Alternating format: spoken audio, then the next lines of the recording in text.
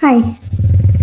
In my previous live, I talked about how you are going to recognize your threat responses. In this video, I'm going to teach you how to switch off those responses that you are recognizing in you. How do you stop that constant criticism? How do you stop recognizing, how do you recognize whether you're people pleasing or you're being yourself? All right, how do you not take the blame? So these are ways where you are actually uh, responding to a threat that has happened long time ago. And how do you turn that off? How do you switch that off? um, Let me also remind you that this takes time. It depends on you and how much time you're willing to give, and healing takes time. Recognizing these little things takes time, especially if you have been through a lot of trauma in your past, in your childhood. So give yourself that grace, be patient with yourself. So, the number one thing that I recommend that you do is to slow down.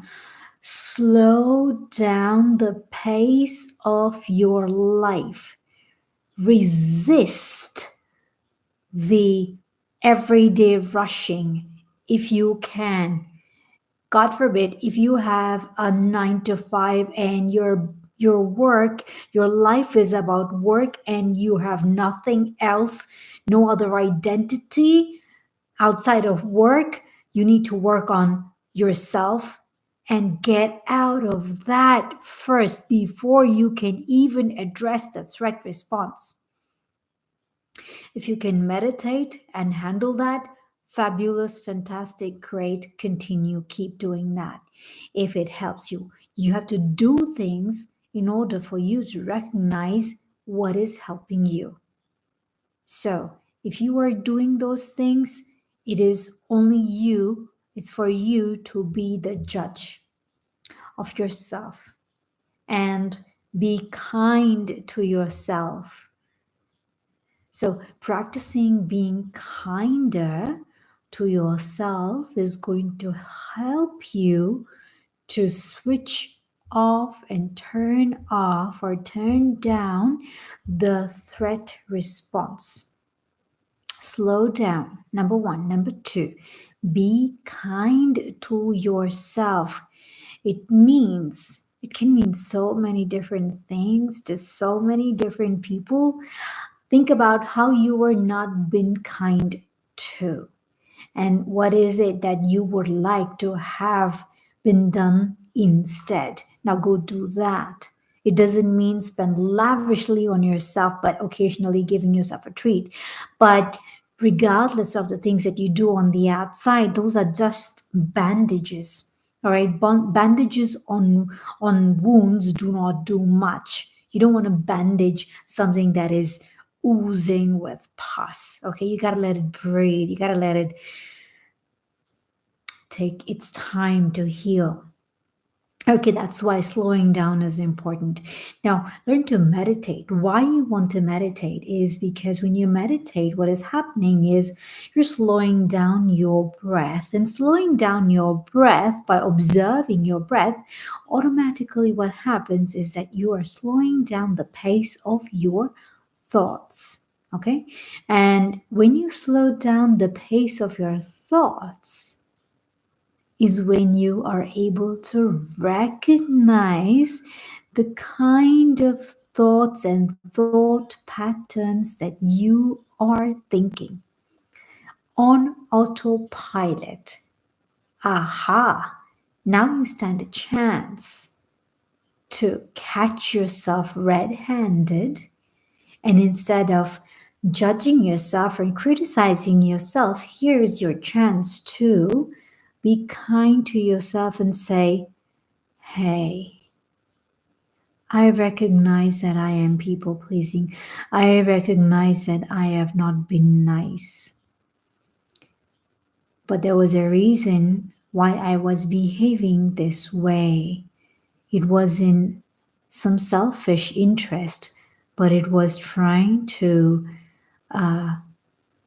it was me trying to cope with something. Now that was a coping strategy that helped me as a child and is not helping me in my relationships, whether they're work or with a close person, whether it's a child or a family member, your husband or your wife. It's not helping me in my relationships, in my close friendships, acquaintances, and stuff.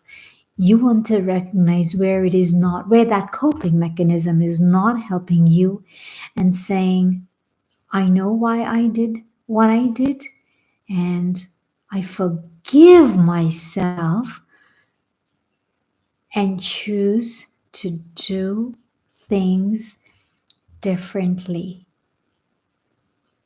And hold yourself to that promise and be kind to yourself that you are not going to repeat that mistake. And every single time you learn to not repeat that mistake, you are learning. So give yourself that grace. Don't expect yourself to learn things overnight and change overnight, because things take time to change. Real change takes time, and people change over time. Children learn over time.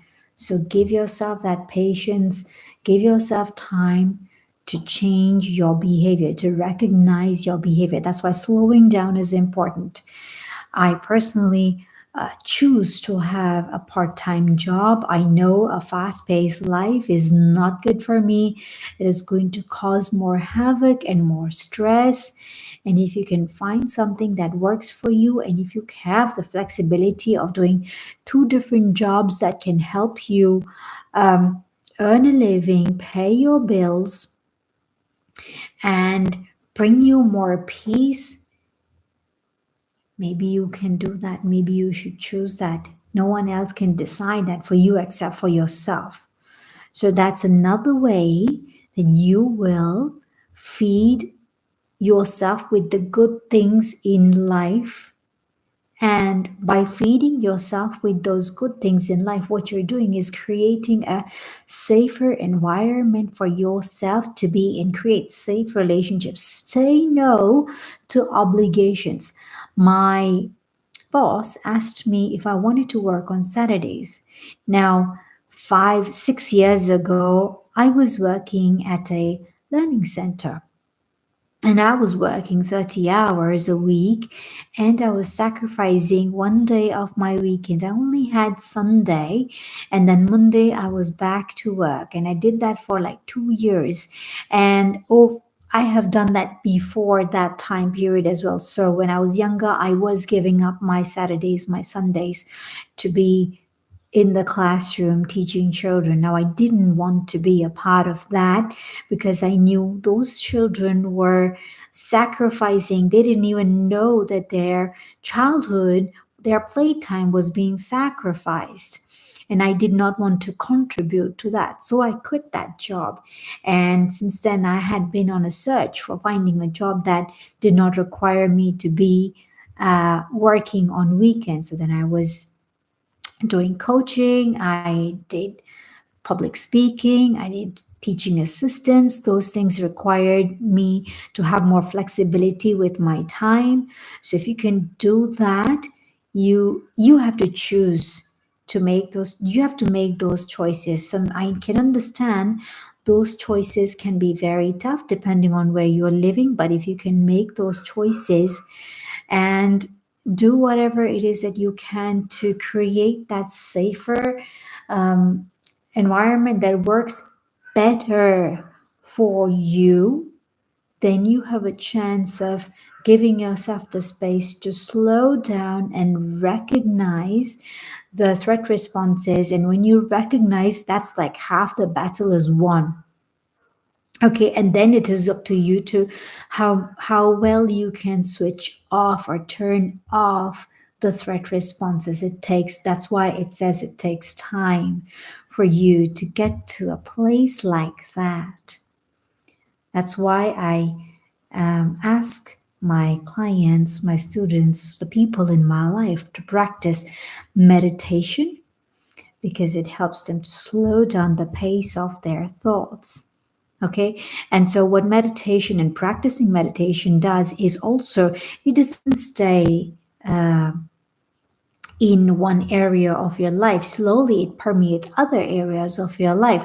Now, if in a household there is one person practicing meditation, one person practicing mindfulness, one person going to the gym and taking care of their health, do not underestimate the ability of that person inspiring others to bring in that change in their own life.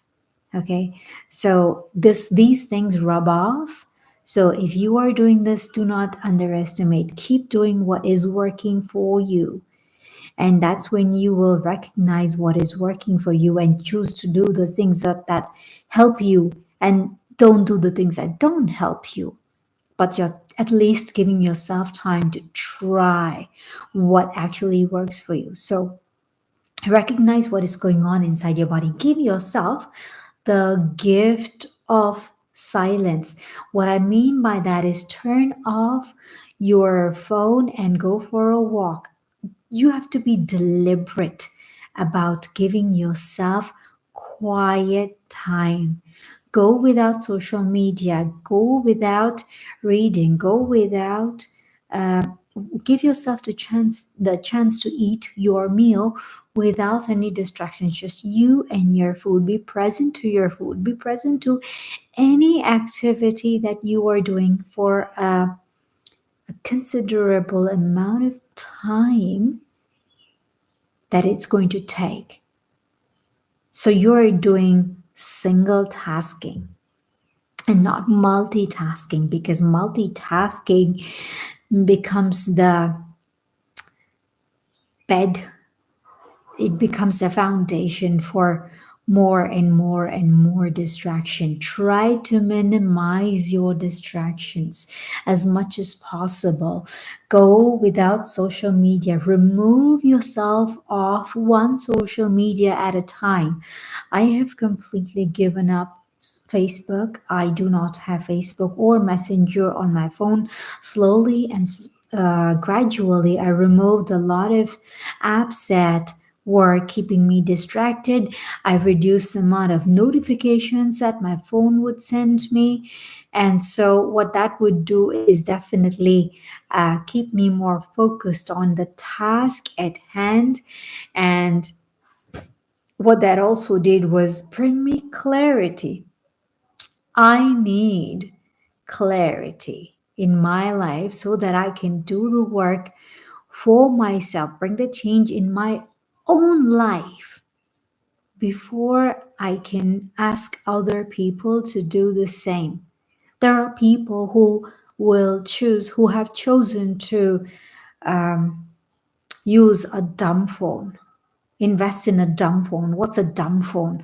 A dumb phone is the opposite of your smartphone with tons of apps, applications and phones are addictive. So you want to make sure you are as little addicted to things as possible, as less addicted to food, alcohol, drinks, porn, cheese. Um, what else is there to be addicted to? Drugs.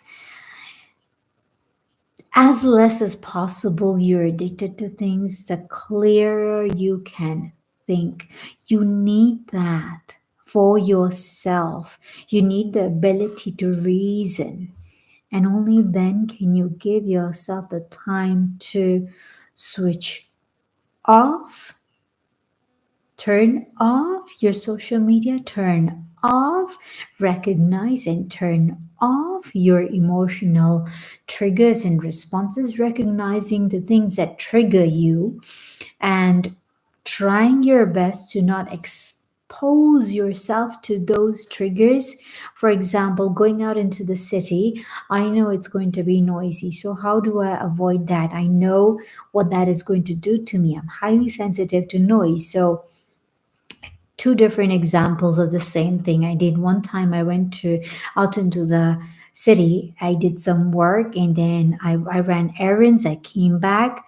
I was exhausted. Same thing. The next time I said I'm going to listen to music and run my errands, coming back, I wasn't that exhausted. Even though it was exact same busyness of the city I was exposing myself to, made a difference. So giving myself those strategies to cope with when I am out in the city is also going to help me to not be triggered by the triggers that are present, but I am using a positive distraction, music, to help me.